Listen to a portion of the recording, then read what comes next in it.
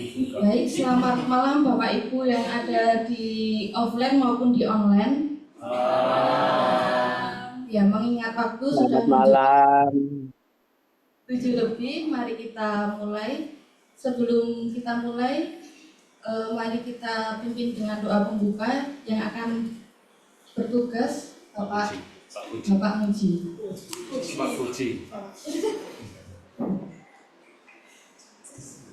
Selamat malam. Mari kita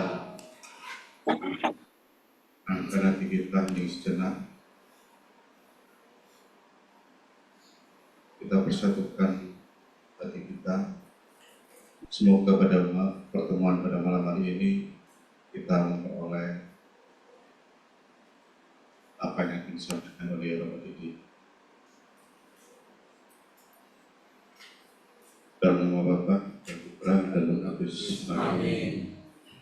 Allah Bapa yang Maha Pengasih dan Penyayang, kami bersyukur pada atas segala berkat-Mu, kasih karunia yang Kau berikan kepada kami. Berkatilah kami semua yang hadir di sini maupun yang berada di rumah, lebih-lebih warga Paroki Sakramen Kudus. Semoga kasih karunia-Mu selalu menyertai mereka. Ya Bapa, kami mohon Roh Kudus-Mu agar menuntun membimbing kami, sehingga acara pada malam hari ini semoga menjadi berkat bagi hidup kami dan kami menjadi berkat bagi orang lain. Tuntun dan bimbinglah kami selalu agar apa yang kami terima dan apapun yang akan kami lakukan sesuai dengan rencana dan kehendak Bunda Allah, Bunda Maria, Bapak Yosef, tuntun dan bimbinglah kami selalu. Doa ini kami panjatkan kepada Bapa dalam perantaraan Putra yang terkasih Tuhan kami Yesus Kristus yang hidup bersama Dikau dalam persekutuan Roh Kudus kini dan sepanjang masa. Amin. Kemuliaan kepada Bapa dan Putra dan Roh Kudus seperti pada permulaan sekarang selalu dan sepanjang masa. Amin. Dalam nama Bapa dan Putra dan Roh Kudus. Amin. Terima kasih kami sampaikan kepada Bapak Puji yang telah mengawali kegiatan pada malam hari ini dengan doa pembuka. Bapak Ibu yang ada di offline maupun di online, kita patut mengucap syukur karena pada kesempatan hari ini kita boleh berkegiatan bersama lagi melaksanakan katekese pertemuan yang kelima. Mengingat yang sudah kita lalui bersama, katekese yang pertama tentang perkawinan dalam kitab suci, yang kedua soliditas perkawinan Katolik, pertemuan yang ketiga perkawinan campur dan beda agama, pertemuan yang keempat pemutusan dan tribunal, dan pada malam hari ini pertemuan kelima tentang tata perayaan liturgi perkawinan yang akan dibawakan oleh Romo Didi. Kepada Romo Didi kami persilakan.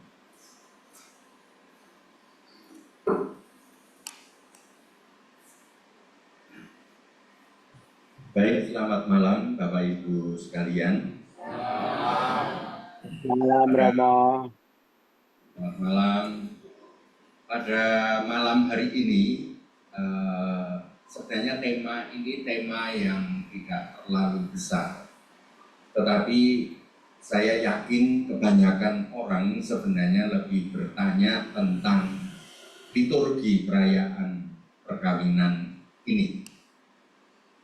Selama ini ada begitu banyak pertanyaan tentang bagaimana tata laksana perkawinan secara Katolik itu. Maka pertama, terima kasih untuk kesempatan ini. Next. Sumber dari apa yang saya sampaikan ini adalah sebagian kecil dari buku katekese Pramisa di tahun 2018. Sebenarnya sudah cukup panjang lebar dimuat, tapi kita kemungkinan ya lupa ya. Katekese Pramisa di tahun 2018 itu tentang perayaan perkawinan, sakramen perkawinan. Ya, sekarang alur pembicaraan kita pada malam hari ini ada 9 poin. Yang pertama, pentingnya apa sih kita kok perlu memahami tata perayaan sakramen perkawinan. Yang kedua, pertanyaan yang sering muncul terkait dengan perayaan sakramen di gereja itu. Yang ketiga, sejarah perkembangan bagaimana dalam gereja Katolik dalam mengesahkan suatu perkawinan sejak abad pertama sampai abad ke-20 ini bagaimana secara singkatnya. Lalu yang keempat, isi setiap bagian tata perayaan perkawinan baik di dalam misa maupun di dalam ibadat sabda. Lalu yang keenam, praktek penerimaan komuni 2 rupa dalam perkawinan.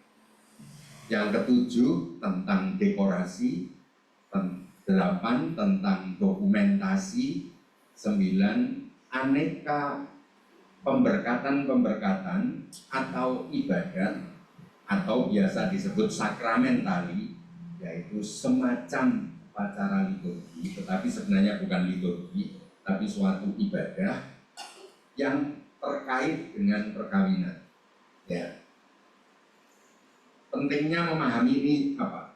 Yang pertama adalah kita yang akan mantu pasti akan berkepentingan ini. Yang belum mantu, yang kemungkinan akan mantu berapa ya di antara kita ini? Masih banyak toh. Suatu saat kalau kita mantu pasti akan berurusan dengan hal ini, baik membuat bukunya maupun hal-hal apa yang perlu kita pahami ketika perayaan di gereja. Lalu yang kedua adalah yang belum menikah sampai hari ini, pasti ini berguna. Gambarannya bagaimana nanti kalau akan menikah di gereja itu bagaimana. Lalu yang ketiga adalah terkait dengan hilang kesentuh kabel. Yang ketiga itu adalah terkait dengan praktek-praktek yang selama ini kita lihat, kita ikuti, sebenarnya sudah benar atau belum. Ya, baik, mari kita mulai saja. Semoga cepat dan nanti waktu agak panjang untuk tanya jawab. Yang kedua, next.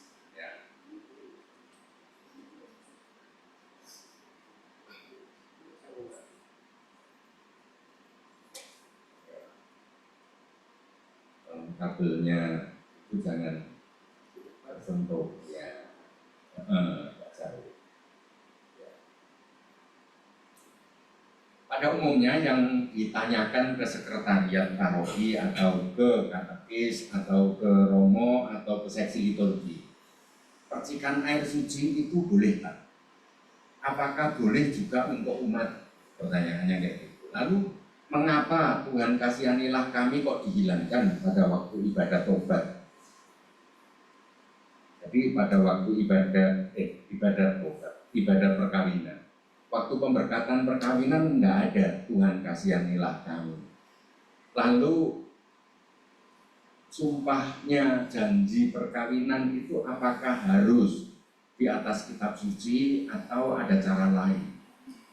Lalu tentang penyerahan cincin, pada akhir penyerahan cincin itu ditambahkan rumusan dalam nama Bapa dan Putra dan Roh Kudus. Dulu tidak ada ini tidak ada rumusan itu. Bahkan penyerahan cincin itu dilakukan ya ketika bisa saja waktu tunangan.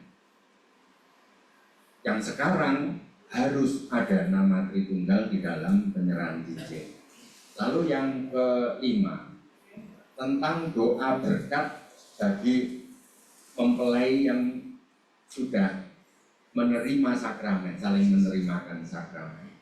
Lalu apakah boleh apakah harus di dalam misa ataukah bisa di luar misa? Bagaimana kalau perkawinan campur? Itu perayaannya bagaimana? Apakah boleh pendeta atau bapak kiai atau ustadz itu juga ikut hadir di dalam perkawinan oikumene atau perkawinan campur? Itu beberapa pertanyaan yang sering muncul. Nah, semoga ini bagi kita, seksi liturgi, pengurus lingkungan, bahkan yang sering jadi EO dalam perkawinan, ini sangat penting bagi kita untuk memahami. Ya, baik, berikutnya sejarah singkat, sangat singkat, bukan sejarah singkat, tapi sejarah yang sangat singkat. Bahwa dalam abad pertama sampai abad ketiga sebenarnya belum punya tradisi yang baku tentang penerimaan sakramen perkawinan, karena memang masih awal dan banyak tradisi di berbagai negara, berbagai ritus itu punya caranya masing-masing. Yang jelas bahwa yang diutamakan pada abad pertama sampai 3 itu adalah justru hubungan dua keluarga. Jadi kontraknya dua keluarga. Jadi ini seperti tradisi Jawa ya. Perkawinan itu yang penting adalah antara besan dan yang mantu. Itu yang paling pokok. Sehingga kalau tidak ada keduanya itu tidak sah. Dulu juga begitu. Karena yang paling pokok nanti adalah kontrak keluarga, lalu juga tersampaikannya nasihat tentang tugas dan tanggung jawab untuk melahirkan dan mendidik anak. Lalu dalam perkembangan itu, perkawinan itu sesudah acara adat, lalu dibawa ke gereja pada waktu misa, diberkati oleh imam atau uskupnya. Nah, itu perkawinan itu menjadi sah. Mulai abad keempat itu mulai sudah ada rumusan forma kanonika, rumusan janji perkawinan itu sudah mulai ada. Gereja mulai menata bentuk janji yang bersifat sakramen itu macam apa. Itu sudah mulai dirumuskan. Sehingga calon suami dan calon istri saling berjanji di hadapan gereja. Mulai abad keempat itu sudah mulai ada lambang yang dipakai, yaitu selubung calon mempelai perempuan ya. Ada tirai yang menutupi wajah.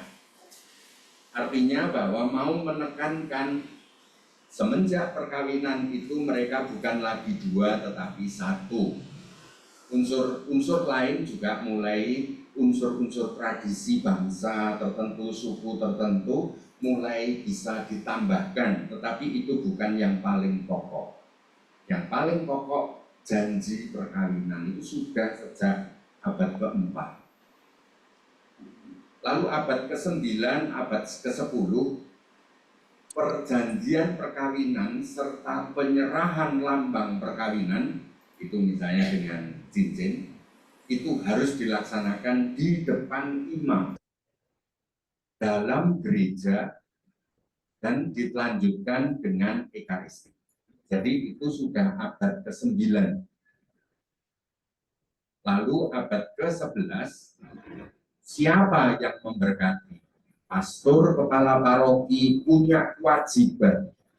Kalau tidak membawa romo, misalnya mantennya tidak mengusulkan seorang romo yang akan memberkati, maka itu adalah kewajiban romo paroki untuk memberkati perkawinan itu. Dan mau ditekankan mengapa harus romo paroki atau romo yang imam yang ditahbiskan, yang meneguhkan perkawinan. Kalau dulu abad pertama, ketiga sampai abad keempat itu yang utama itu notarisnya. Jadi pengesahan secara hukum publik itu menjadi penting. Kalau di Indonesia itu catatan sipil. Jadi sipilnya sudah pasti, baru disahkan oleh gereja. Itu dulu. Tetapi yang sekarang abad 11 sampai hari ini itu adalah imam. Karena apa? Karena perkawinan itu adalah bukan sekedar kontrak antara laki-laki dan perempuan, tetapi juga melambangkan kesatuannya Kristus dengan gereja. Nah, itu ditekankan dalam Konsili Vatikan kedua, di dalam Katekismus Gereja Katolik, lalu disahkan melalui kitab hukum kanonik, dan sampai kepada tata perayaan perkawinan sakramen. Itu berlaku sampai hari ini. Maka upacara perkawinan seperti sekarang ini. Lanjut. Ini skema yang menunjukkan mana yang paling inti dan mana yang tambahan. Nah, yang paling inti adalah 3 hal. Mempelai di hadapan imam menyatakan sungguh-sungguh mau menikah secara bebas, bukan paksaan orang lain, bukan dijodohkan, bukan karena ancaman. Jadi itu pernyataan mempelai. Maka sebelum janji perkawinan pasti ditanyai, apakah kamu sungguh-sungguh? Nah, itu unsur pertama yang di kotak lingkaran yang hitam. Itu yang paling inti. Lalu yang kedua, adanya saling atau tanya jawab tentang janji perkawinan. Itu inti yang kedua. Lalu inti yang ketiga, Romo mengatakan secara publik kepada umat bahwa perkawinan itu sah secara Katolik. Maka yang disatukan oleh Allah tidak boleh diceraikan oleh manusia. Nah, 3 poin itulah yang lingkaran terdalam, lingkaran hitam. Maka perkawinan itu sebenarnya bisa dilangsungkan hanya 10 menit. Jadi selain itu tidak wajib hukumnya. Apakah di dalam misa atau pakai enggak ibadat, sama. Nah, dengan dilaksanakan 3 poin tadi sudah sah sebagai sakramen. Maka orang itu kadang memandang salah, lebih meriah, lebih bergengsi kalau ada misanya. Padahal itu 2 sakramen yang berbeda. Maka sakramen perkawinannya sudah sah, meskipun tidak di dalam misa. Bahwa misa atau ibadat itu lingkaran kedua, tambahan. Lalu tambahan lagi ritus pelengkap. Ada apa? Sungkeman. Kalau sungkeman itu yang inkulturasi budaya, ya. Lalu ada pemberkatan cincin, ada apalagi yang ritus pelengkap, doa kepada Bunda Maria dan sebagainya. Itu ritus pelengkap. Prosesi di awal itu ritus pelengkap. Ada prosesi lagi penutup, mungkin sambil berjalan keluar sambil ada tarian atau apa, itu tambahan.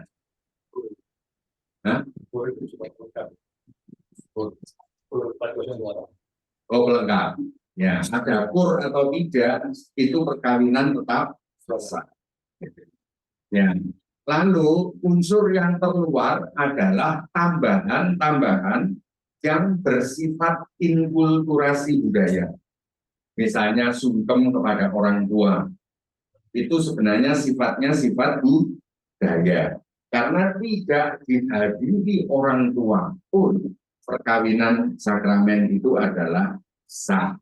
Asal syaratnya yang cewek itu sudah lebih dari 14 tahun, 16 tahun. Untuk di Indonesia itu umumnya sudah 16 tahun, yang cowok sudah 17 tahun. Atau yang cewek sudah akil balik. Di atas 14 tahun itu sebenarnya sudah sah. Makanya itu kehadiran orang tua, tidak usah stres kalau ternyata ada orang tua yang mogok nggak mau datang. Tentang perkawinan tetap sah. Ya, saya sudah 2 kali ya perkawinan rahasia. Jadi yang ada di dalam gereja itu hanya 2 mempelai, 2 saksi, dan 1 orang anggota Dewan Paroki. Tidak ada orang lain, tidak ada foto-foto, tidak ada kur, tidak ada apa. Tetapi perkawinan itu sah. Karena apa? Karena orang tuanya akan mengancam bunuh diri kalau nikah anaknya.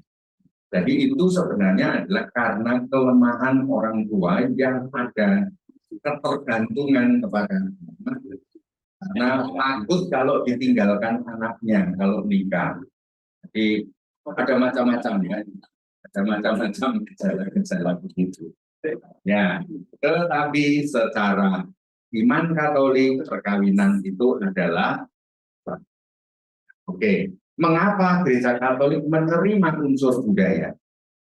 Gereja menghargai unsur-unsur budaya dan memanfaatkannya apabila berguna bagi penghayatan iman Kristiani. Maka kalau unsur budaya itu bertentangan dengan iman Kristiani, itu adalah baru ditolak. Kalau ada nilai-nilai baik, misalnya sungkem kepada orang tua, itu adalah baik. Karena sama nilainya orang Katolik harus menghormati orang tua.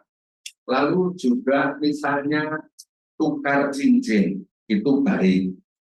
Lalu ada pelepasan burung merpati, itu tidak bertentangan dengan gereja Katolik, maka boleh.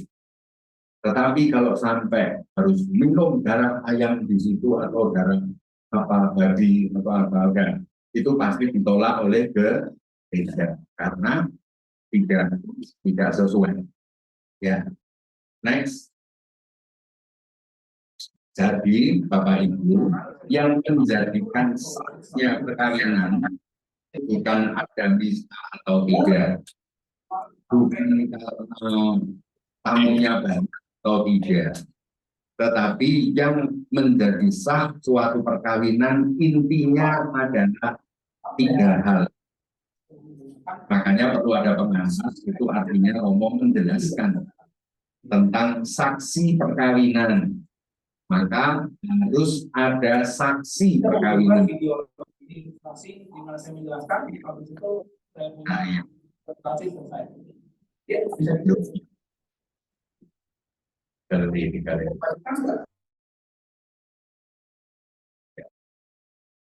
Lalu gunanya apa sih saksi perkawinan? Bukan sekedar supaya tanda tangan di surat perkawinan. Saksi perkawinan itu adalah wakil gereja bagi calon mempelai. Jadi dia sahabat rohani bagi mempelai. Makanya saya sering menambahkan penjelasan dalam katekese, saksi perkawinan terus-menerus mendoakan. Kalau ulang tahun mengucapkan, kalau apalagi ada masalah atau ada sukacita, selalu cerita dengan saksi perkawinan. Maka saksi perkawinan itu bukan masalah gengsi-gengsian, karena saksi perkawinan tugasnya membela kesatuan dari mempelai.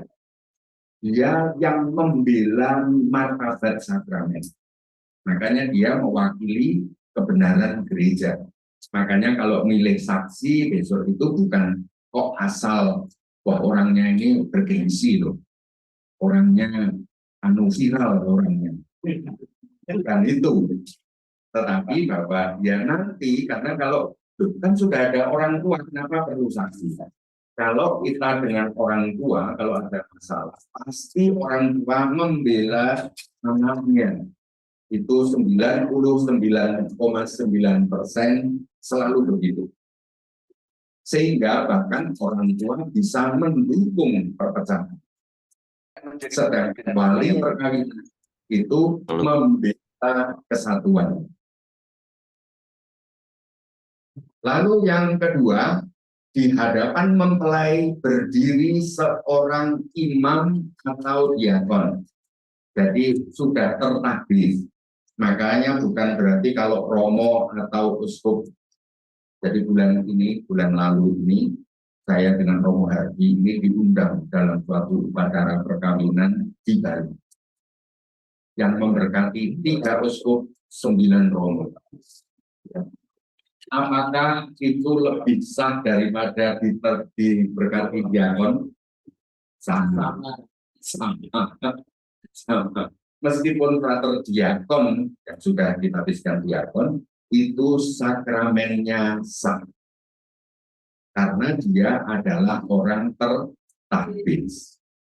Maka yang pokok itu, maka nanti jangan tergoda tergila-gila menghabiskan waktu ratusan juta dana ratusan juta untuk mengundang romo-romo banyak seperti jejer-jejer seperti wayang ya. Itu hanya nuruti hawa nafsu orang tua, bukan keabsahan perkawinan. Jadi unsur itu tentang pelayan dan petugas itu yang paling pokok adalah saksi dan imam atau diakon. Ada mesinar atau tidak, sakramen tetap sah. Ada kur atau tidak, tetap sah. Ada lektor atau tidak, tetap sah. Ada asisten imam atau tidak, tetap sah. Ada umat yang tamu atau tidak, tetap sah. Lalu pada waktu menyatakan pernyataan mempelai itu bisa berbentuk tanya jawab. Maka Romo menanyai, lalu mantennya menjawab. Itu adalah kehendak bebas, memastikan kehendak bebas bahwa dia akan sungguh-sungguh mau menikah, mau setia, dan menerima dan mendidik anak yang dipercayakan Tuhan akan dilahirkan. Itu inti dari pernyataan mempelai sebelum pemberkatan.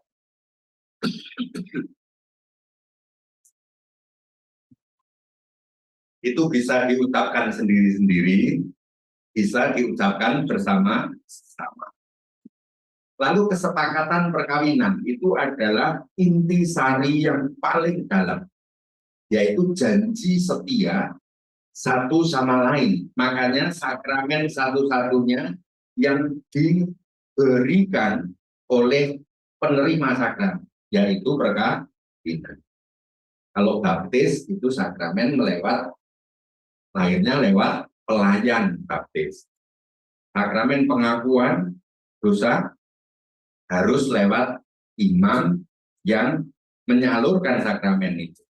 Tetapi kalau perkawinan, suami menjadi penyalur sakramen, istri menjadi penyalur sakramen. Maka istilahnya saling menerimakan sakramen perkawinan.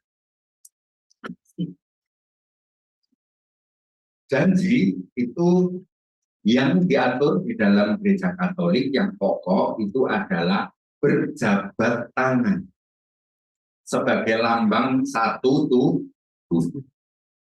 Jadi kadang ada yang meletakkan tangannya di kitab suci, tetapi usahakan kalau meletakkan tangan di kitab suci, tangannya bersatu. Mbok sapa sing ning ngisor apa sing ning dhuwur terserah. Tetapi bahwa mereka ini bersatu.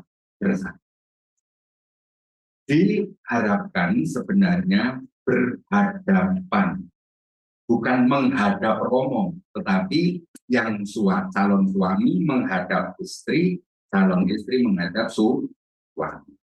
Karena ini saling, maka sifatnya saling, itu menghadap. Lalu janji tadi bisa diwujudkan kalau susah untuk membaca atau buta huruf misalnya ya. atau mau menghafal kok susah, lebih baik ditanya oleh Romo dan dia menjawab, ya, saya mau, saya menghendaki. Itu cukup. Tapi banyak kali sekarang ini calon manten menghafalkan teks itu dan memang tidak sulit. Itu jauh lebih agung, ya. Penerimaan kesepakatan perkawinan, imam menerima kesepakatan perkawinan itu dan menyatakan keabsahannya. Ini adalah perkawinan Katolik yang sah, yang dipersatukan Allah, jangan diceraikan. Ya, next. Sekarang tata urutannya. Sekali lagi yang paling pokok adalah yang huruf merah tadi, yang 3 poin.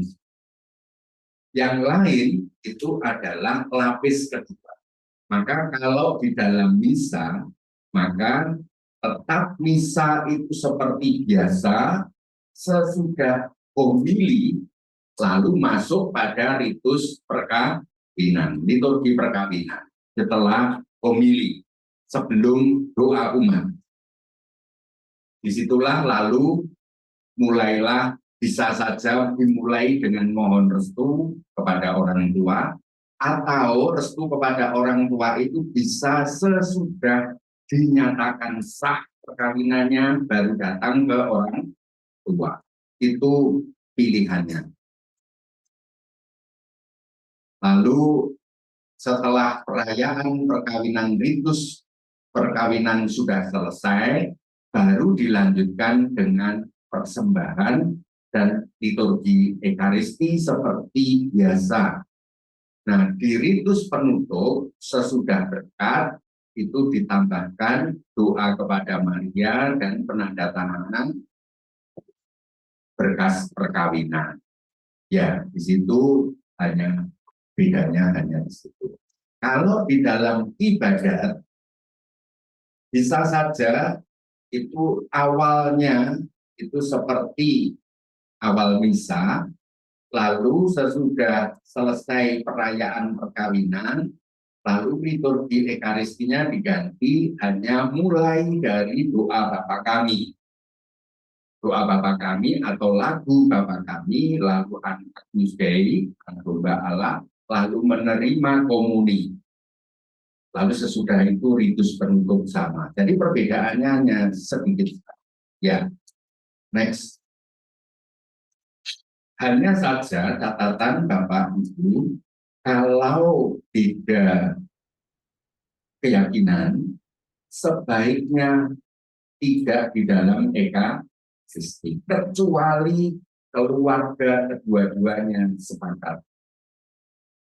Karena sebenarnya ekaristi adalah yang dihadiri oleh orang yang sudah atau sedangkan di dalam ibadah perkawinan, liturgi perkawinan, itu yang hadir bisa macam-macam agamanya. Makanya kita tidak memaksakan orang untuk terlibat di dalam liturgi. Ya, beda agama atau oikumene misalnya.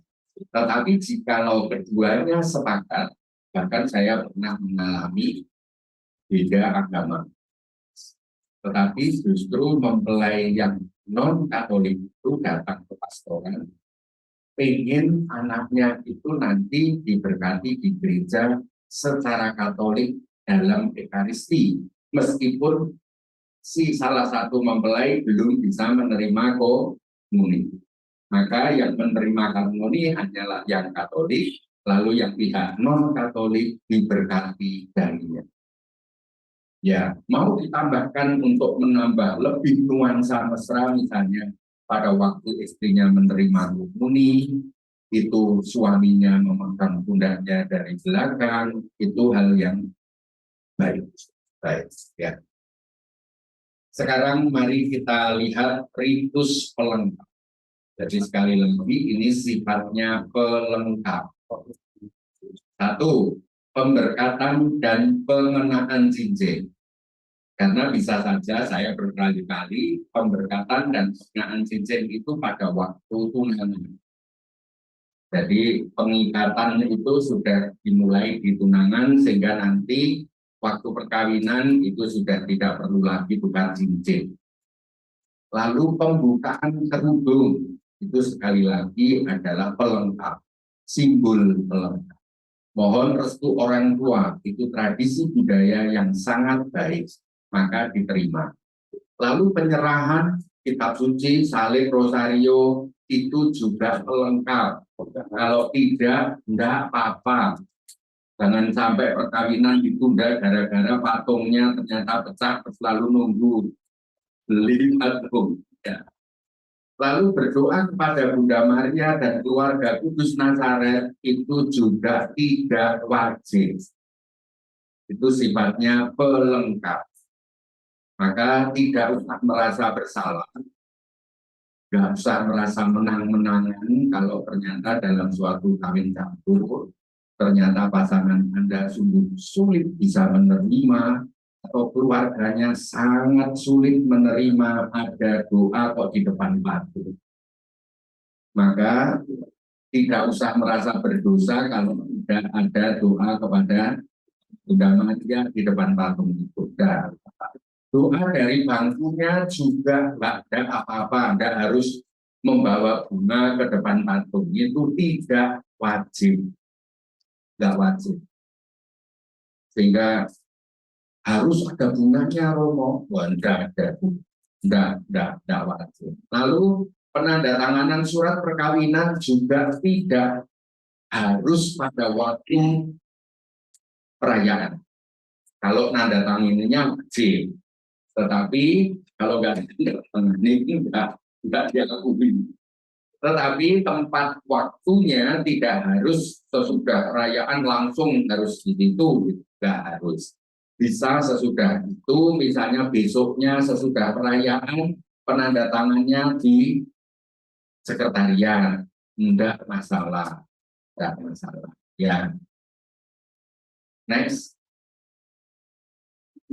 Lalu ada ibadat-ibadat yang diyakini dianjurkan oleh gereja sebagai penunjang kekayaan misteri perkawinan. Misalnya satu, pemberkatan atau ibadat pertunangan itu sangat dianjurkan. Paus Yohanes Paulus II dalam dalam Familiaris Consortio dan Paus Franciscus ini dalam dokumennya Amoris Laetitia itu menganjurkan sebelum perayaan sakramen akan sangat baik ada pertunangan. Mengapa? Itu menunjukkan sebuah kesiapan dan kesungguhan bahwa aku tidak ragu-ragu lagi memilih pasanganku sebagai suami dan istri. Lalu ibadat Midodareni itu tradisi Jawa, tetapi sangat baik karena itu bersifat doa. Itu sebuah sikap penghormatan kepada martabat sakramen yang besok akan disaling terimakan. Maka Midodareni. Tetapi sekali lagi tidak wajib. Itu adalah baik, tetapi bukan harus. Lalu ada upacara dalam tradisi budaya tertentu, ada upacara penyambutan istri di rumah suami. Itu ada itu juga sangat baik. Lalu pemberkatan rumah yang akan ditempati mempelai itu, entah rumah asli milik atau kontrakan atau kos-kosan, berkat itu adalah tetap baik, itu dianjurkan. Pada waktu buah pertama kasihnya sudah nyata, dokter menyatakan sudah tidak mens, isi, lalu itu syukuran, berdoa dalam sebuah ibadat, entah orangnya sedikit entah banyak, bahwa begitu mendengar bahwa ada janin, dokter memberitahu ada janin di dalam rahim sang istri, maka ibadah syukur. Itu juga sikap yang baik. Lalu misa ulang tahun perkawinan atau ibadah perkawinan dan juga seminar perkawinan bisa saja seperti malam ini ya. Malam ini kita merayakan ulang tahun perkawinan Martha Steph.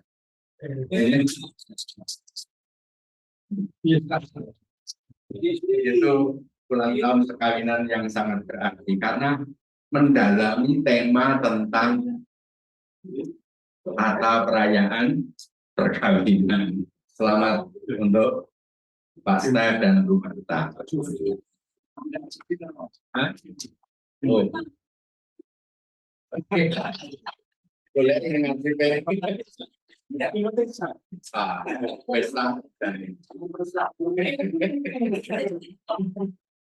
tanda tangan itu berguna untuk di catatan sipil. Ya. Maka sakramennya tetap sah meskipun lupa belum tanda tangan. Terakhir. Ya. Sosok urung disangke kok tanda tangan.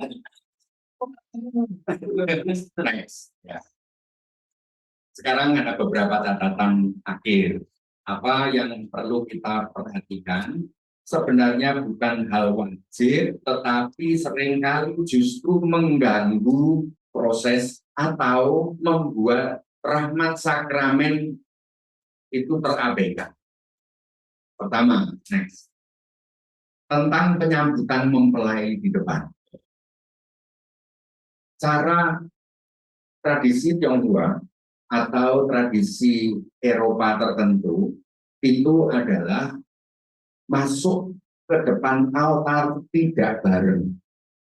Jadi duluan berjalan, padahal itu praktek dalam tradisi resepsi dibawa masuk ke dalam upacara sakramen.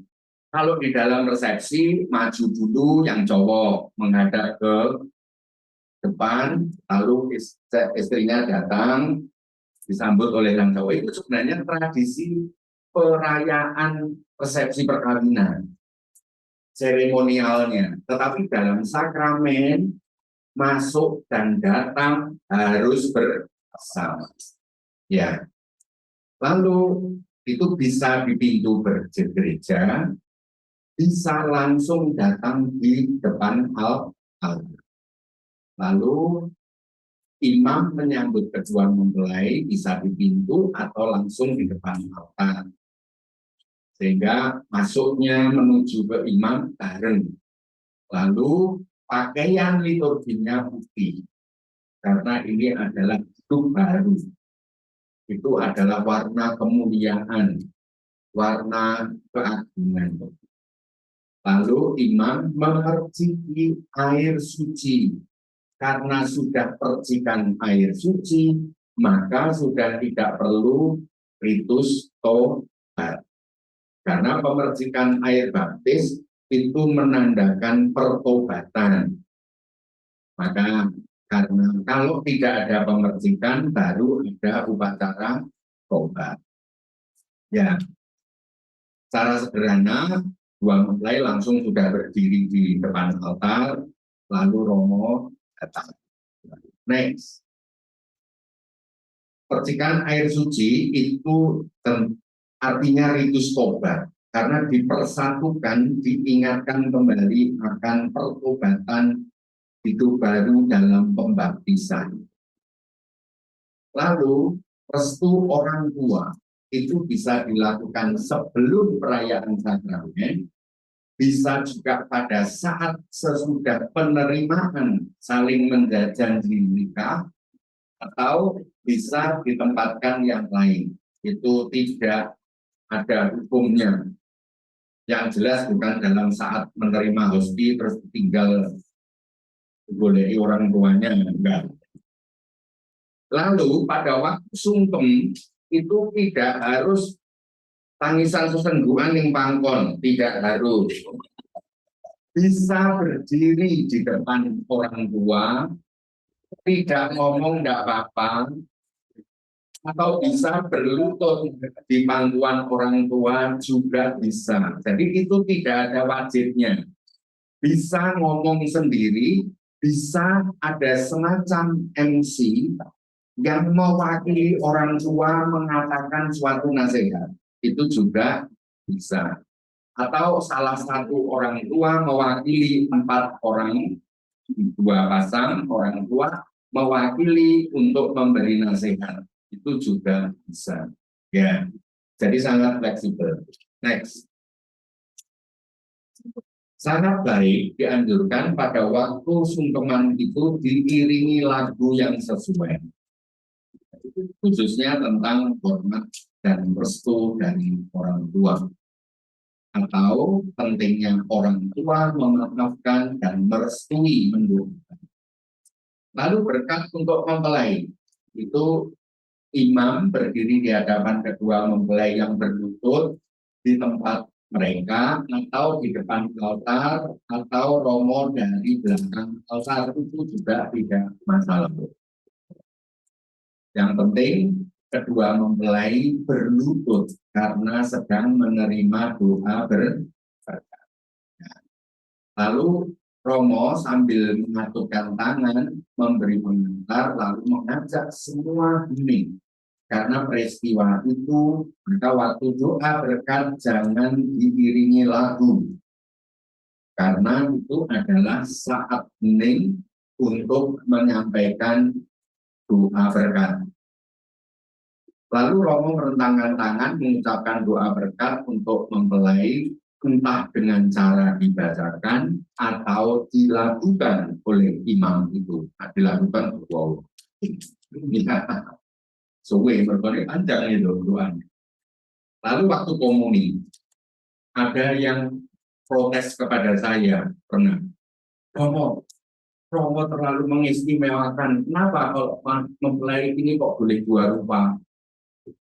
Padahal dalam aturan liturginya, justru dalam perkawinan itu sebaiknya dalam 2 rupa. Siapa yang boleh menerima 2 rupa? Mempelai, saksi, dan orang tua. Jadi itu yang misdinar nggak usah. Apalagi fotografer nggak usah. Jadi yang paling pokok itu kedua mempelai, 2 saksi, dan orang tua. Tetapi yang paling pokok adalah kedua mempelai. Itu. Maka saksi itu 1 rupa, orang tua 1 rupa, enggak masalah. Ya. Lalu mempelai pun kalau tidak memungkinkan 2 rupa adalah 1 rupa. Yang penting bukan saling menyuapkan. Jadi Ekaristi itu bisa diterimakan ke tangan oleh imam atau mereka menjulurkan lidahnya, imam menaruh di lidahnya. Jadi sekarang diingatkan di Indonesia itu ada beberapa tren saling memberikan, menyuapkan. Karena ini bukan upacara dulangan. Jadi upacara dulangan itu tradisi di dalam dalam pesta, ya. Nah, waktu penerimaan komuni itu bisa diiringi dengan lagu yang mendukung misteri Ekaristi. Ya. Kalau pelaksanaan 2 rupa, maka diharapkan romo itu ada pendamping. Maka biasanya komuni yang 1 rupa, kalau romonya sendiri tidak ada asisten imam, itu pada umumnya 1 rupa. Tapi kalau ada asisten imam atau ada romo konselebran, itu biasanya baru ada 2 rupa. Ya. Oke. Lalu apakah boleh yang manten itu meminum anggurnya? Jadi bukan hanya ditelurkan, tapi meminum boleh, khusus untuk perkawinan. Jadi caranya imam pokoknya gue anggur dewe, Amer, imam memegang sibori, didampingi pelayan lain yang memegang piala, maka sesudah menerima hosti, lalu si mempelai itu ke pemegang piala, lalu meminum. Ya tentu saja pasangannya dibagi kalau ya, ya seperti itu, lalu bergantian. Ya. Next, sekarang musik liturgi. Nah, sekarang musik liturgi ini yang sering kali jadi perbantahan.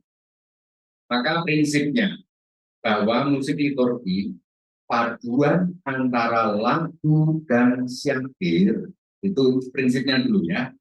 Lagu, instrumennya, alat musiknya, dan syair. Kenapa lagu dangdut tidak boleh di dalam liturgi?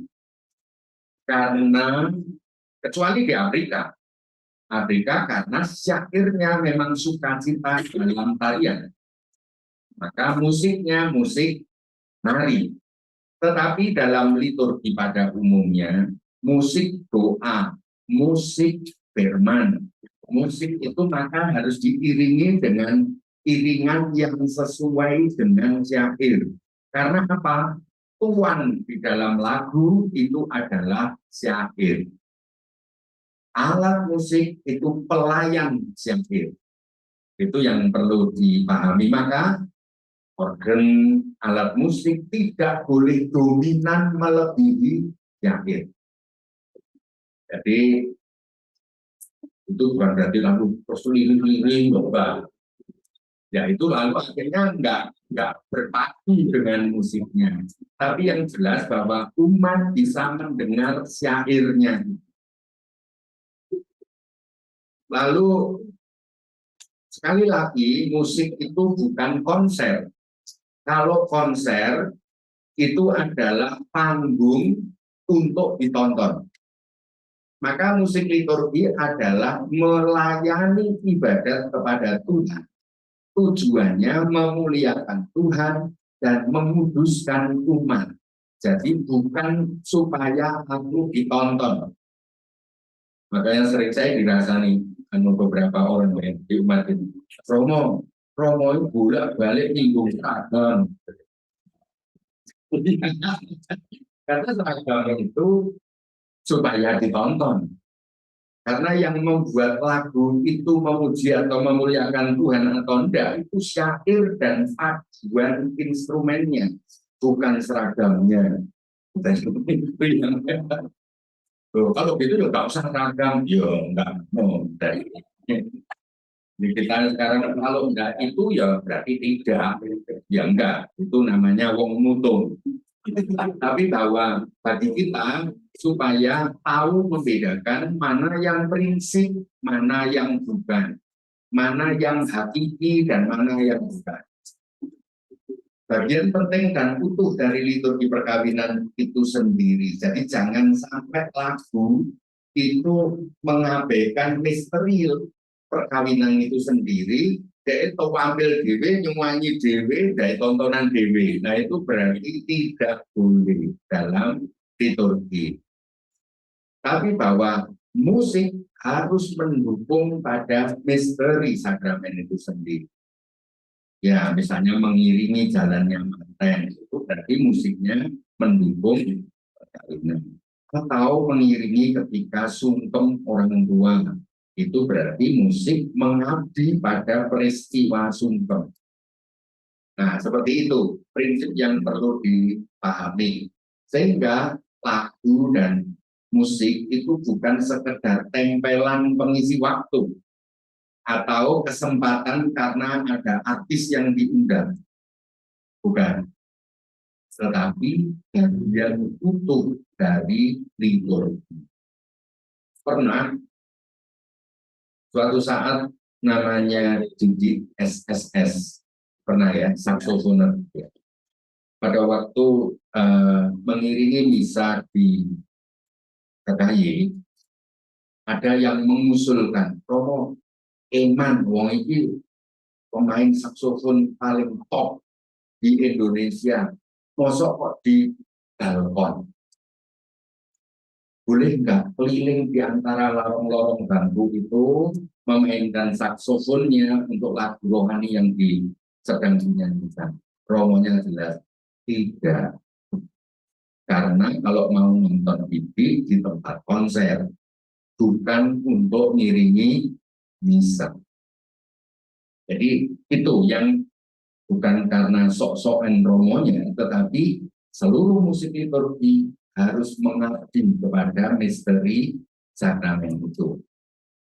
Maka pemilihan nyanyian harus pertama-tama memperhatikan kesatuan, sekali lagi musik itu adalah syair dan iringan. Maka syair dan iringan itu memperhatikan kesatuannya dengan liturgi yang sedang dirayakan.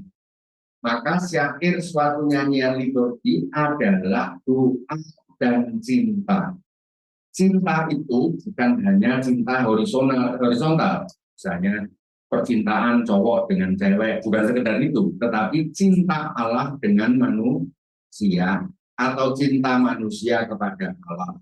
Itu lagu cinta yang dimaksudkan.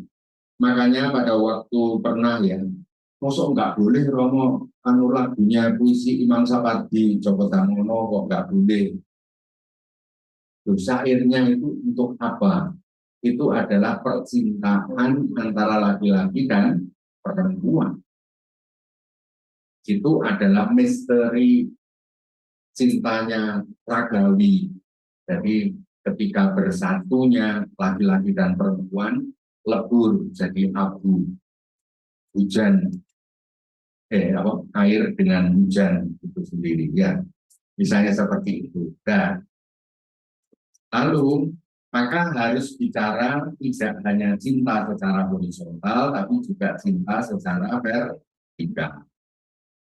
Melodi yang harus disesuaikan dengan syair.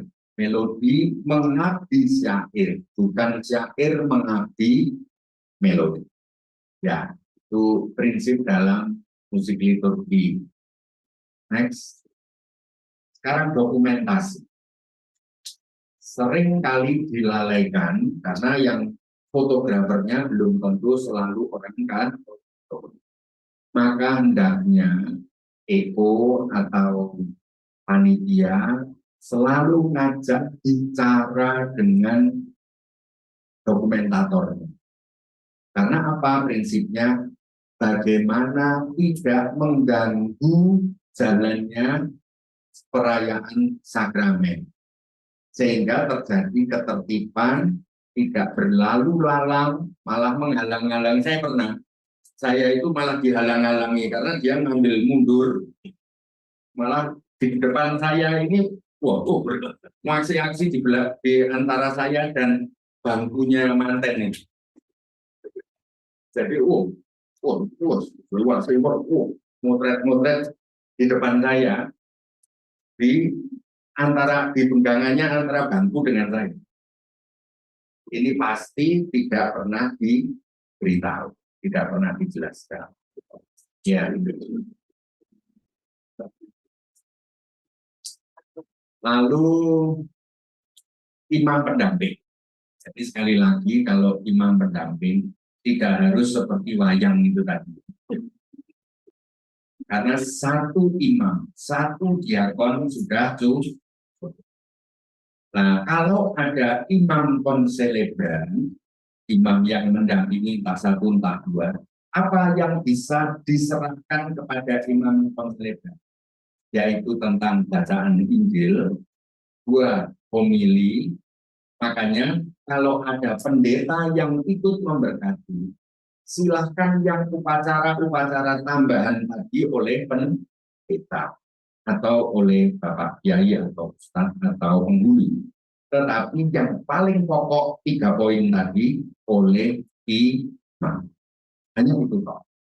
Makanya prinsip dalam pemberkatan oikumene prinsipnya itu. Homili, khotbah atau memimpin ritus yang lain-lain, silakan Bapak pendeta. Saya berkali-kali kadang di gereja lain, saya juga saja ya, cukup yang berdiri pada waktu mereka janji berkawin.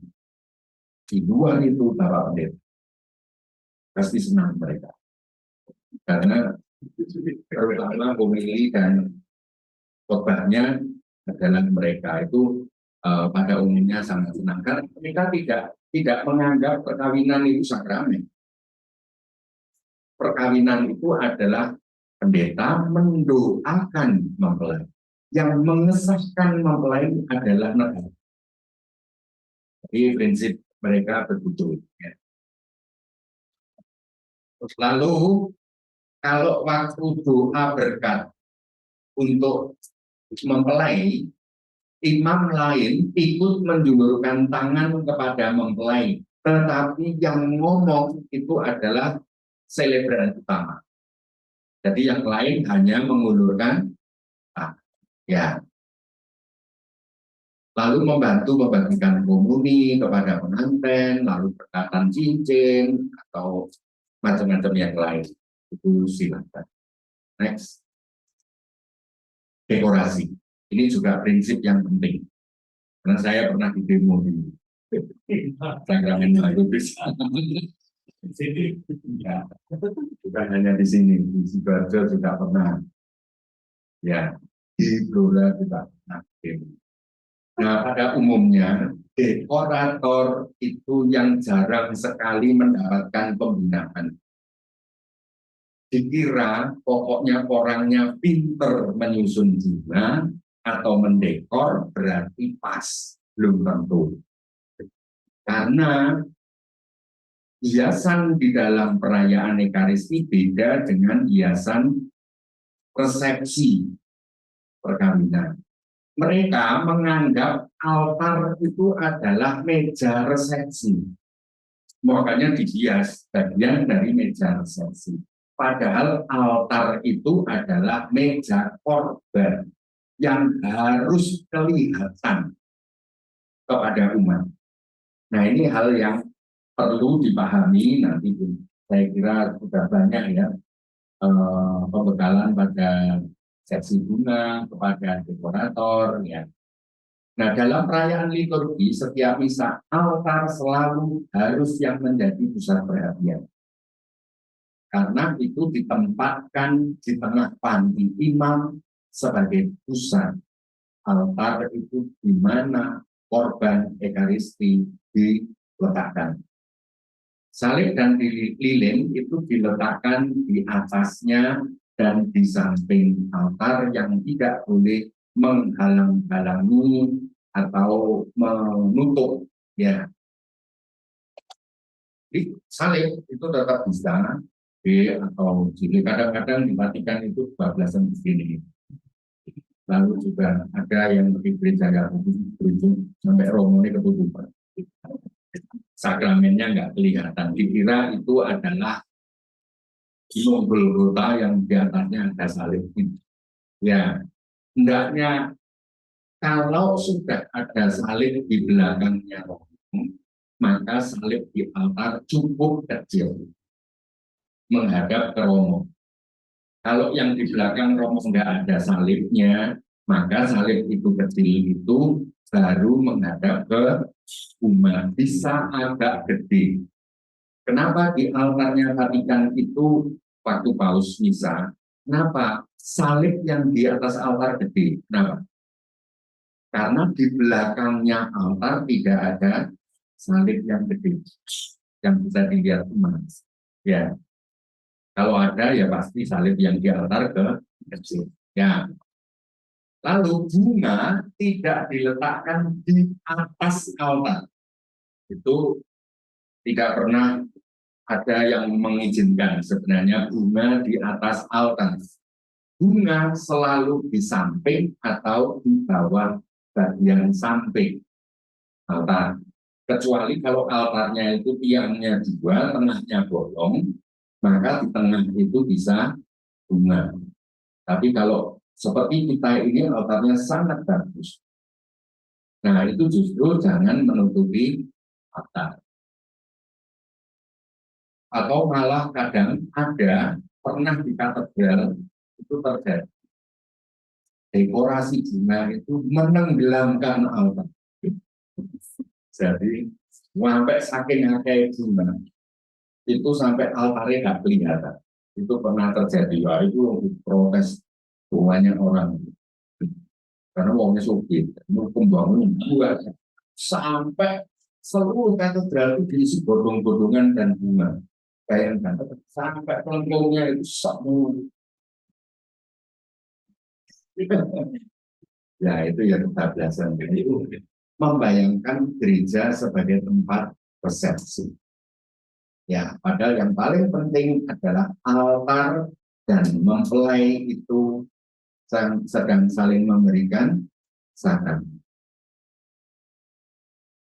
3. Peletakan bunga di sekitar altar agar tidak menghalangi petugas liturgi menjalankan peran.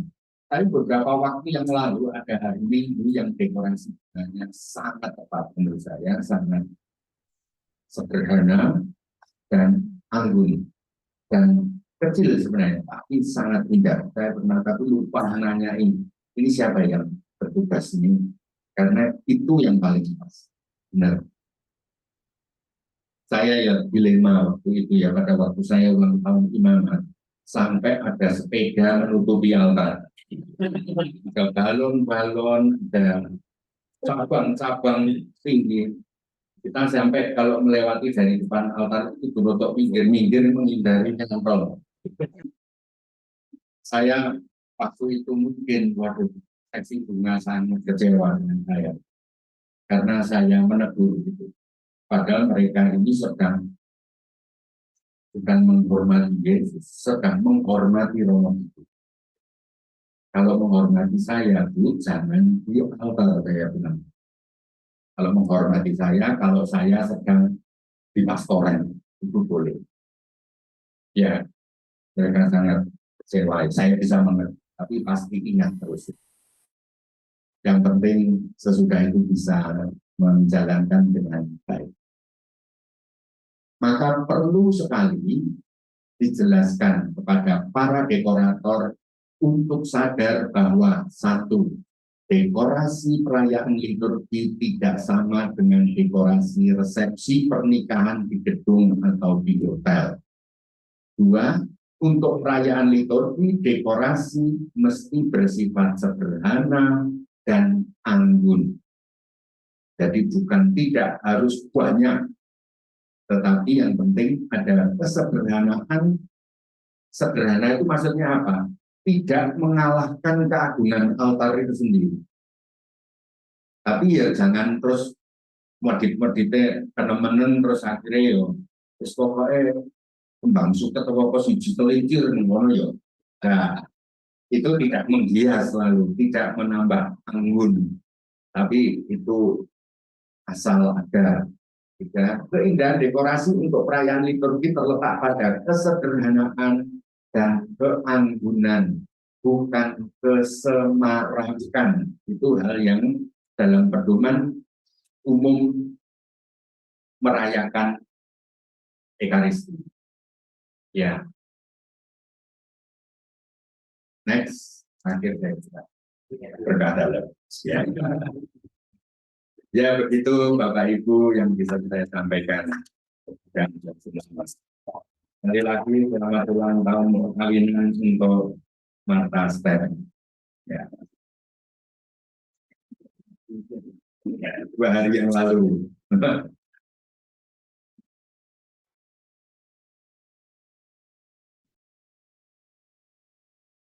Baik, kami sampaikan terima kasih kepada Romo Dwi yang telah memberikan materi kepada kita semua.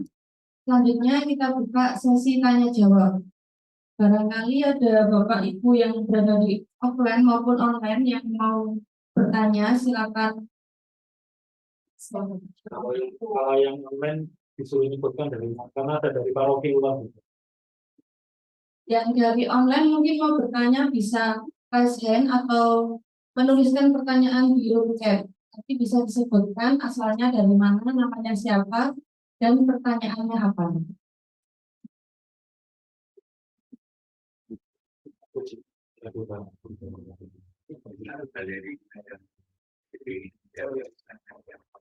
Baik, sambil menunggu pertanyaan yang online, ini yang di offline ada satu pertanyaan dari Bapak Uji.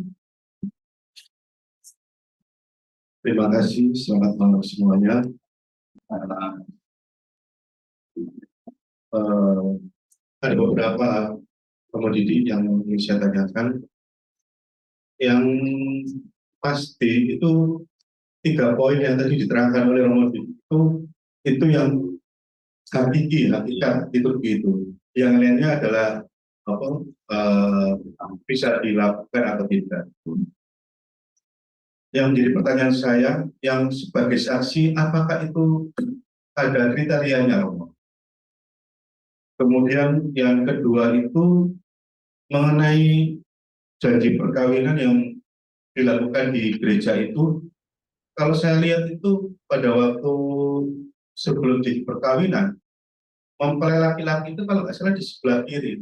Kemudian setelah jadi perkawinan, mempelai laki-laki berubah di sebelah kanan. Apakah itu memang sesuai liturgi? Kemudian yang ketiga itu mengenai apakah bisa seperti dulu lagi, Romo? Mungkin diusulkan ke catatan sipil, jadi waktu tanda tangan itu langsung dari gereja dan ke catatan sipil itu bisa jadi satu. Karena cukup kalau kita ngantri di catatan sipil cukup lama sekali. Karena sampai seminggu 2 minggu baru dipanggil catatan sipil. Begitu loh sementara ini. Terima kasih. Ya, terima kasih Pak Puji melengkapi penjelasan tadi. Kriteria saksi itu paling tidak 2. 1, Katolik. 2, suami dan istri. Jadi meskipun tidak pasangannya, tetapi ada laki, ada perempuan. Karena apa? Karena nanti mereka menjadi sahabat rohani bagi mempelai. Kita harus suami istri ya, Pak. Tidak harus. Alangkah baiknya kalau suami istri. Nah, pokoknya tenan gak oleh. Itu ideal. Kalau suami istri Katolik dan sakramen dan hidupnya baik. Jadi dalam dunia perkawinan itu sungguh bisa menjadi penasehat atau punya pengalaman jatuh bangun mempertahankan keutuhan keluarga. Itu yang diprioritaskan. Lalu yang kedua, upayakan bahwa jangan manten anyar lalu jadi saksi. Ya, belum teruji. Maka lebih baik yang cari yang teruji. Yang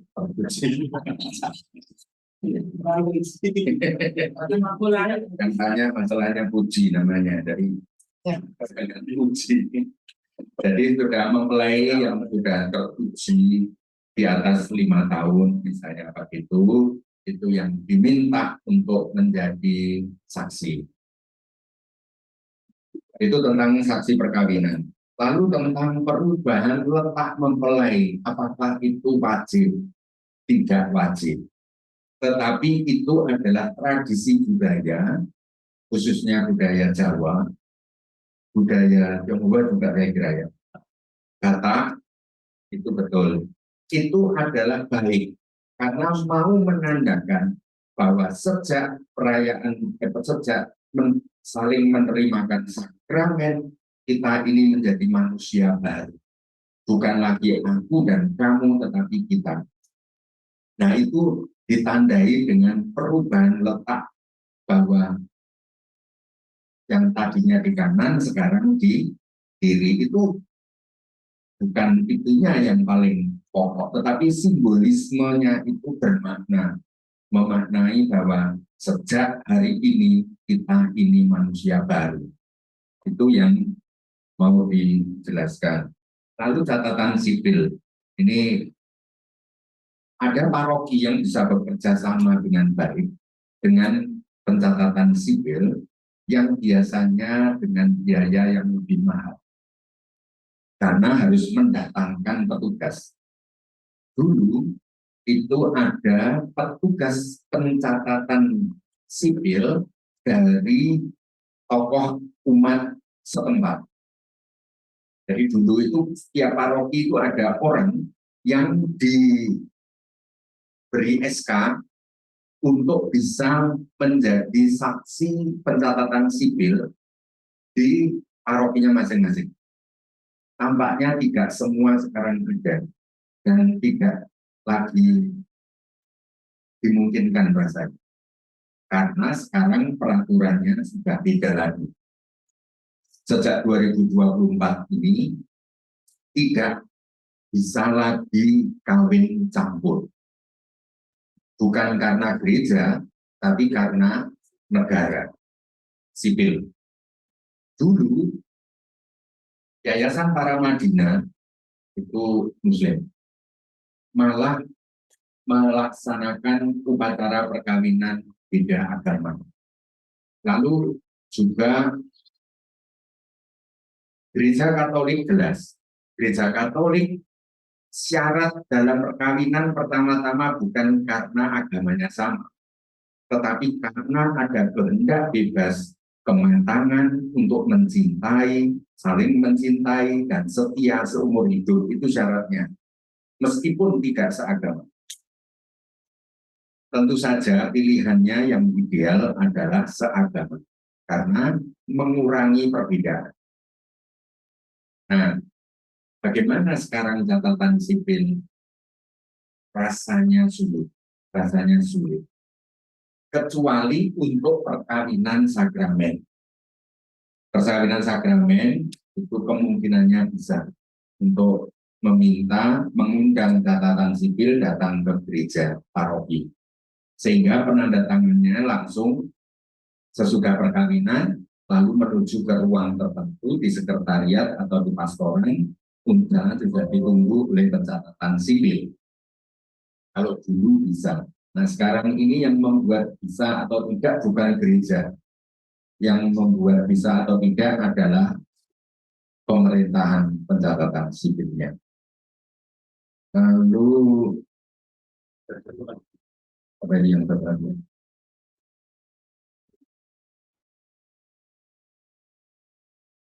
Oke, itu saya kira ya. Sudah 3 ya. Mengenai janji perkawinan, janji perkawinan itu memang dilakukan oleh 2 orang di depan altar yang yang secara liturgi. Yang saya tanyakan itu, seandainya perkawinan itu tidak disetujui oleh orang tua, tetapi memang sudah disahkan oleh gereja, apakah itu tetap sah? Karena itu jadi perkawinan itu kan terus terang aja, perkawinan ini memperkawinkan juga 2 keluarga. Tetapi pada waktu janji perkawinan, apakah tetap sah itu namanya? Karena buat kemudian hari akan terjadi suatu persoalan atau permasalahan yang sangat sulit. Terima kasih. Hendaknya kita membedakan antara keabsahan dan problema keluarga. Kalau dari sisi keabsahannya sah, meskipun kedua keluarganya tidak setuju, kawin lari misalnya ya, tetapi asal bahwa memenuhi syarat-syarat keabsahan sakramen perkawinan. Misalnya belum pernah bersuami, atau pasangannya adalah sudah meninggal, atau sudah dibatalkan oleh tribunal. Nah, itu baru bisa. Kalau tidak disetujui, itu dari segi keabsahan itu sah. Seperti saya tadi cerita, itu perkawinannya sah. Ternyata orang tuanya baru bisa menerima sesudah 10 tahun. Jadi dia dalam 10 tahun perkawinannya ini sungguh-sungguh menderita. Jadi dia sembunyi-sembunyi. Sehingga kalau berusaha untuk mencari rumah yang agak jauh dari rumah orang tuanya, lalu berusaha untuk tidak diketahui oleh ibunya itu. Ini ibunya yang cowok. Nah, itu yang akhirnya pendekatan terus sampai dari 10 tahun sesudahnya baru yang bisa. Ya memang tidak gampang kalau kedua orangnya tidak setuju. Nah, makanya ini yang nanti yang perlu dipertimbangkan oleh anak-anak remaja dan OMK kita ya. Satu, jangan gambling teman-teman lah berjudi ini. Senyampang masih pacaran dan belum terikat, maka carilah yang seiman. Lalu yang disetujui orang tua. Jadi nggak usah boleh memancing nantang masalah. Belum, kami sudah langsung cinta, orang tua nggak setuju, ya boleh sing mbok cintai sing disetujui gitu. Jadi jangan mempertaruhkan usiamu dengan bersusah derita. Karena bagaimanapun pacaran belum terikat, pacaran belum beda dengan perkawinan. Jadi sejauh masih pacaran, nanti saya dianggap nggak setia, ya nggak apa-apa dianggap nggak setia, karena memang tidak mau membangun rumah tangga yang pasti akan sulit. Ya, kalau toh Anda nekat, ya artinya membutuhkan kesiapan mental berpuluh-puluh tahun menanggung derita, gitu kan. Ya, tetap perkawinannya sah, sakramennya, ya. Jadi beda ya problem keluarga dan bangsa. Ya, terima kasih.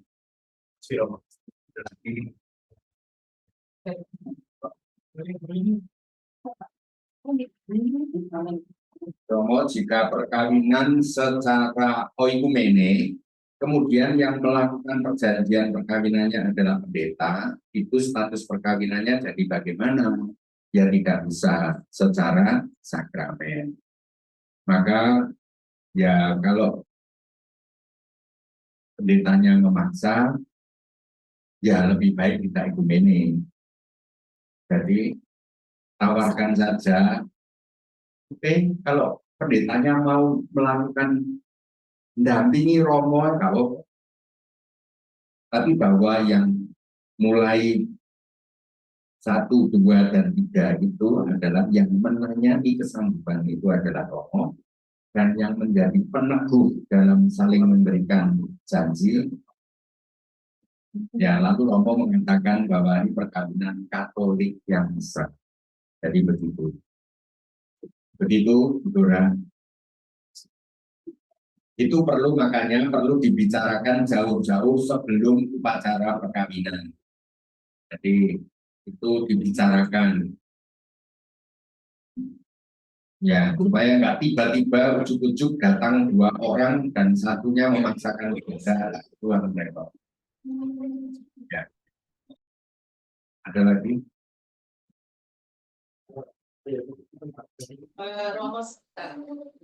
Oke, terima kasih Romo. Ini yang sering saya hadapi dan saling banyak orang itu beda gereja. Jadi dia tanya, apakah ini sudah sakramen? Nah, tidak bisa punya Kristen, satunya Katolik. Bagi saya, maka ini Romo mohon dijelaskan supaya orang-orang itu mengerti. Sebenarnya perkawinan gereja Katolik itu kalau yang satunya Kristen, satunya Katolik itu apakah sudah sakramen Romo? Terima kasih. Ya. Yang menjadikan sakramen itu adalah ketika 2 pasangan itu sudah dibaptis dan baptisannya diakui oleh gereja. Karena ada juga Kristen yang upacara rumusan baptisannya itu nggak seperti di dalam kitab suci. Jadi mereka punya rumusan sendiri yang tidak diakui oleh gereja Katolik. Tapi banyak gereja Kristen yang rumusan baptisnya sah menurut kita. Makanya ketika dua ini baptisan sah, ketika mereka saling mengikatkan janji setia satu sama lain, maka itu disebut sakramen. Lalu kalau perkawinan seperti bapak saya dan ibu saya sendiri, pada waktu menikah belum Katolik. Lalu mereka dalam perjalanan sesudah berapa tahun ya? Sesudah lebih dari 15 tahun perkawinan, atau 20 tahun perkawinan, mereka baru dibaptis. Nah, ketika dibaptis itu sebenarnya mensakramenkan perkawinannya yang. Jadi ketika yang menikah ini dua-duanya sudah baptis, maka pada waktu itulah perkawinannya menjadi sakramen. Hanya untuk menjadi pengakuan keabsahan dalam gereja, dan itu adalah keteguhan rohani bahasa sederhananya, itu menjadi sebuah keteguhan rohani, maka diadakan pembaharuan perkawinan atau yang disebut dengan konvalidatio. Maka di situ diadakan, saya pokoknya belum marem Romo karena belum mengucapkan janji seperti pada umumnya orang yang menikah sakramen lalu mereka ingin sangat baik. Ya, dianjurkan seperti itu. Penegasan kembali akan sakramentalitas ya itu ya.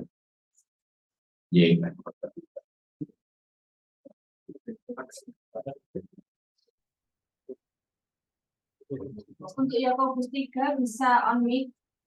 Ya, malam Romo menjelaskan yang pertanyaan tadi.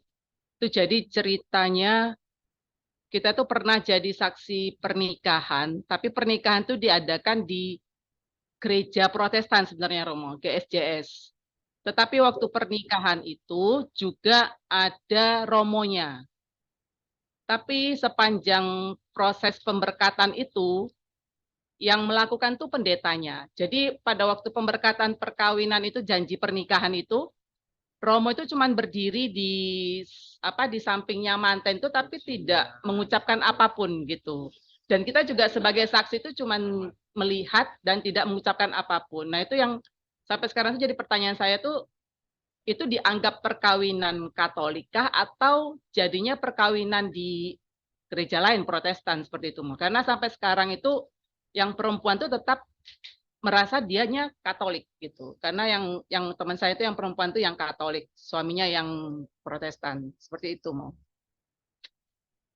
Terima kasih ya melengkapi.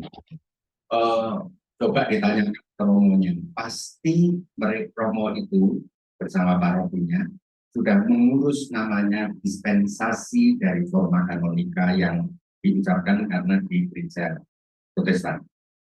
Sehingga itu sebenarnya perkawinan Katolik diadakan di gereja Kristen dan sebenarnya itu adalah perkawinan sah secara Katolik, tapi belum tentu sakramen. Karena baptisannya apakah diakui oleh gereja Katolik atau tidak itu dulu yang dipastikan. Tetapi perkawinan itu sah karena kemungkinannya itu saya yakin romonya sudah memohon dispensasi dari uskup untuk hanya hadir. Sehingga dalam hati intensinya romo itu hadir karena kalau nggak ada kesempatan untuk mengucapkan, menanyai, tetapi romo itu sudah ada kepastian tentang kedua mempelai itu. Ini karena memang mungkin itu untuk karena orang tuanya majelis dan tidak mau menerima perkawinan anaknya kalau tidak di gerejanya dia. Misalnya seperti itu ada. Itu kadang-kadang memang kompleks sekali masalahnya. Tetapi kemungkinannya romonya sudah minta izin kepada uskup. untuk melakukan seperti itu, atau kepada Romo Bikjen. Itu biasanya minta izin. Lalu yang kedua itu, maka kalau hal seperti itu terjadi, sangat dianjurkan jauh-jauh ngomong ke romonya, supaya romonya bisa ketemu dengan pendetanya untuk mengkoordinasikan ritus itu. Itu nampaknya kemungkinannya itu tidak bisa kompromi lagi.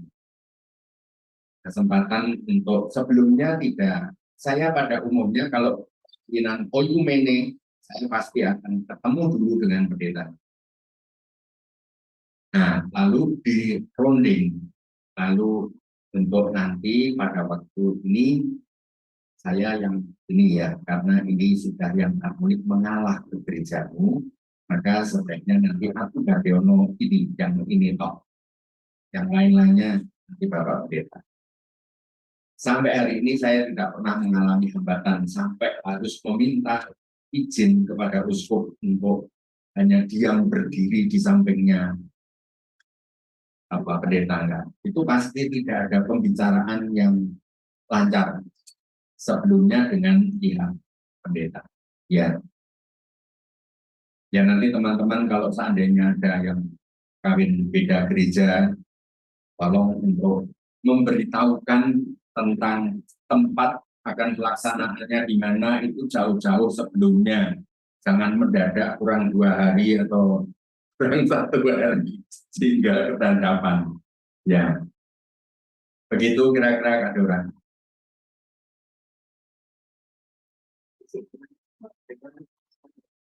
Mungkin apakah masih ada pertanyaan dari Bapak Ibu yang di online atau yang di offline?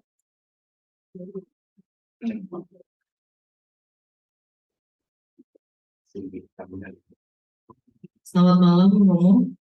Ada yang saya ingin tanyakan.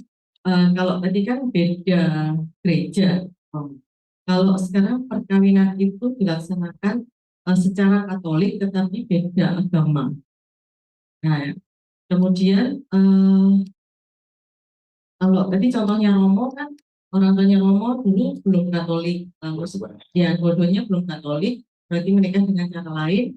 Kemudian setelah menjadi Katolik, baru kayak pembaruan gitu ya. Nah, ini menikah secara Katolik, tetapi mempelai yang satunya itu non-baptis. Nah, berjalannya waktu si non-Katolik ini dibaptis. Apakah perlu pembaruan atau itu sudah otomatis bahwa itu sakramen atau sudah kalau sahnya pasti sah. Cuman mengenai itu apakah harus pembaruan?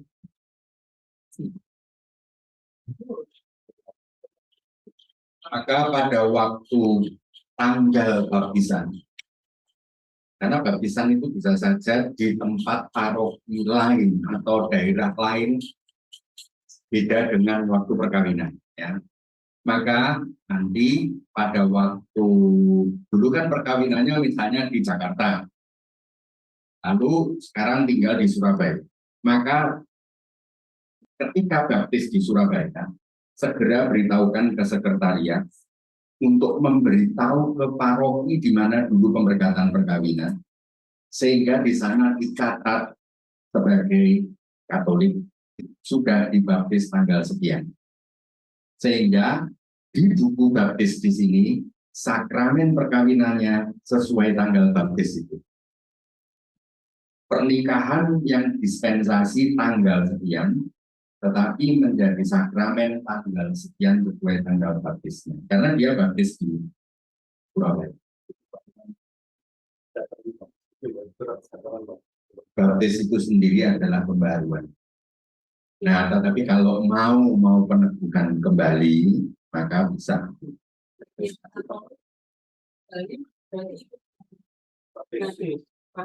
Karena dulu bukan sakramen. Perkawinannya sah secara Katolik, tetapi bukan sakramen. Nah, menjadi sakramen perkawinan pada waktu istrinya baptis. Ditulis Karena perkawinan gereja. Gerejanya sama. Sah. Jadi tanggal perkawinan kapan? Ya tanggal perkawinan yang dulu. Tapi hanya menjadi sakramen, bukan menjadi kawin. Menjadi sakramen adalah pada waktu di sahnya sudah sejak di awal. Status suratnya Tetap yang dulu, yang pertama. Ya.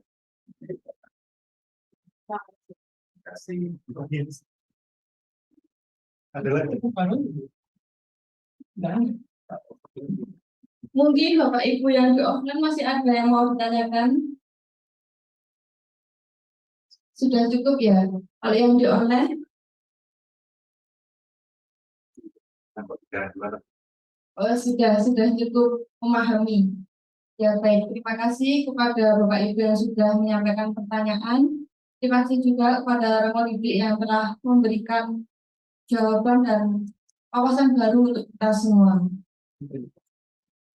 Nah, sedikit yang dapat saya simpulkan bahwa perkawinan itu sudah sah sesuai dengan ritus yang utama. Jadi ritus-ritus pelengkap itu tidak diwajibkan. Kalau Bapak Ibu ada yang ingat, waktu katekese Boling pertemuan kedua, kalau nggak salah di Thomas, itu Romo Rudi pernah mengatakan bahwa perkawinan itu sebenarnya murah, yang membuat mahal itu kita. Nah, jadi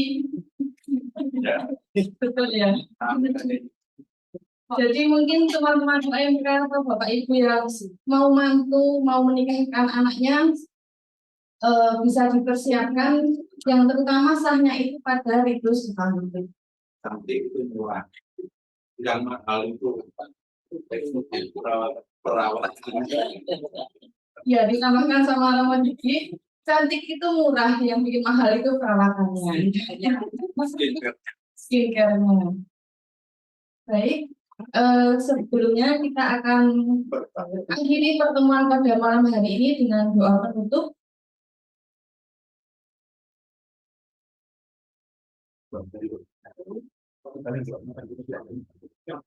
Doa penutup akan dipimpin oleh Bapak Ari. Kami persilakan.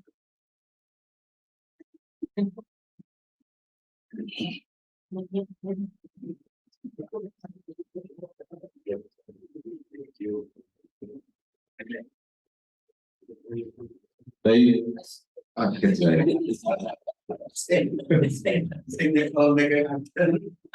Romo dan Bapak Ibu sekalian yang ada di Zoom, terima kasih sekali lagi. Ada dari Lampung itu ya, Siger, saya juga dari Lampung.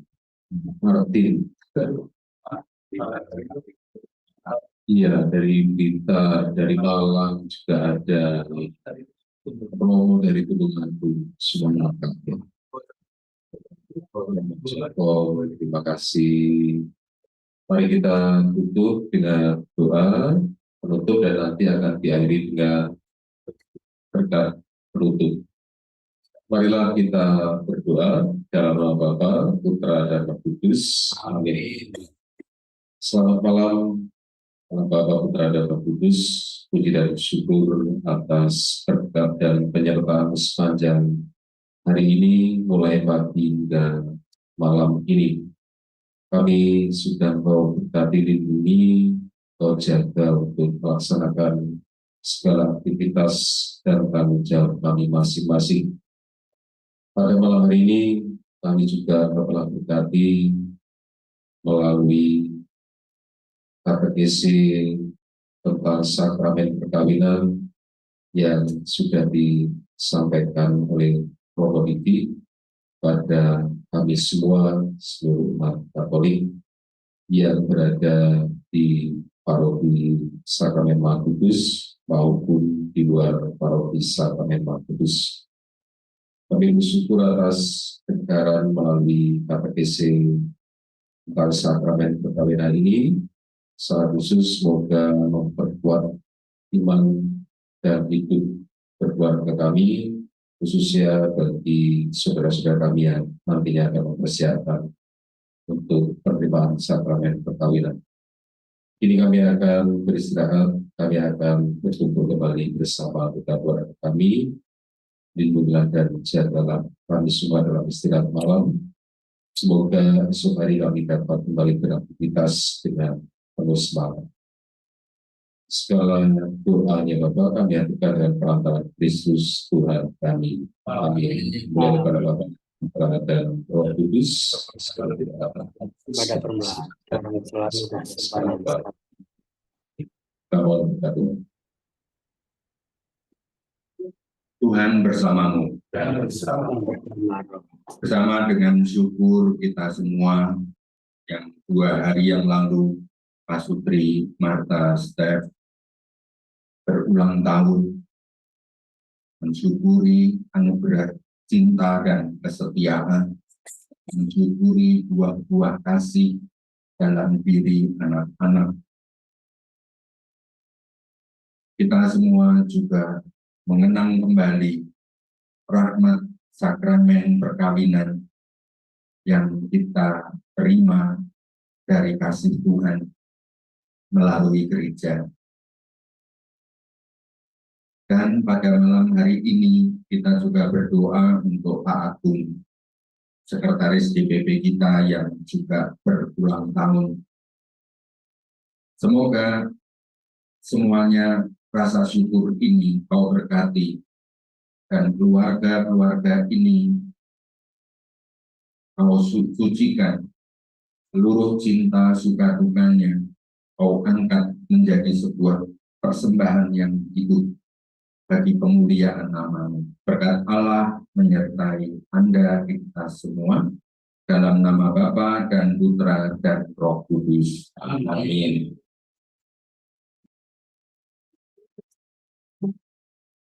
Bapak Ibu yang berada di online mohon jangan leave dulu.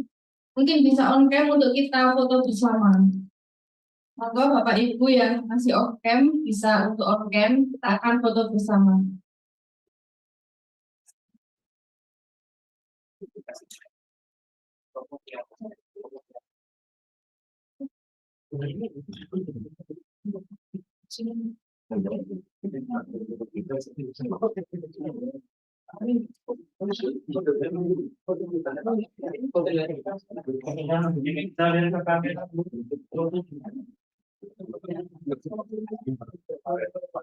Mari Bapak Ibu yang masih off cam mungkin bisa on cam sebentar kita untuk foto bersama.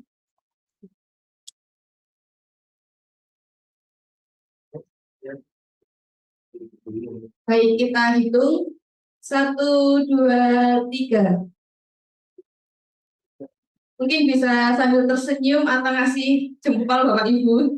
1, 2, 3.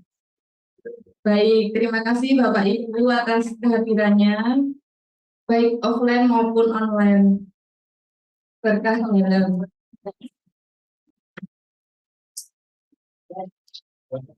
Selamat hari jadi.